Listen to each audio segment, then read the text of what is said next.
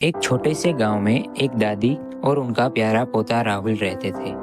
दादी का नाम सरस्वती था और उन्हें गांव में सब लोग बहुत सम्मान देते थे क्योंकि वह बहुत समझदार और नेक दिल इंसान थी।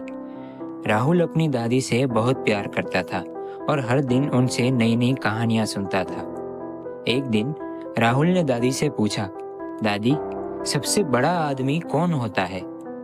दादी मुस्कुराई और बोली, राहुल, सबसे बड़ा आदमी वह नहीं होता जो सबसे ज्यादा धनवान या ताकतवर हो, बल्कि वह होता है जो दूसरों की मदद करे, सच्चाई के रास्ते पर चले और नेक काम करे। राहुल ने पूछा, दादी, क्या मैं भी बड़ा आदमी बन सकता हूँ? दादी ने कहा, बिल्कुल बेटा, लेकिन उसके लिए तुम्हें कुछ बातें याद रखनी होंगी। सबसे पहले, हमें कभी झूठ नहीं बोलना चाहिए। दूसरा, दूसरों की मदद करना सबसे बड़ा धर्म है। और तीसरा, हमें हमेशा अपने बड़ों का सम्मान करना चाहिए और छोटी छोटी चीज़ों में संतोष ढूंढना चाहिए। राहुल ने सिर हिलाया और बोला, मैं समझ गया दादी। कुछ समय बाद गांव में एक उत्सव हुआ।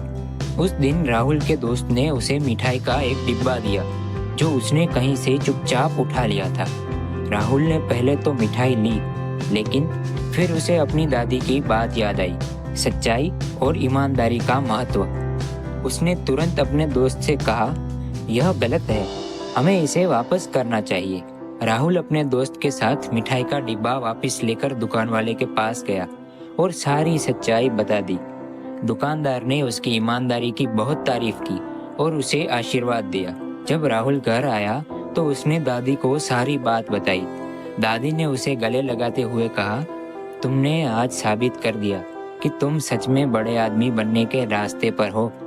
ईमानदारी और नैतिकता ही सच्चे इंसान की पहचान होती है।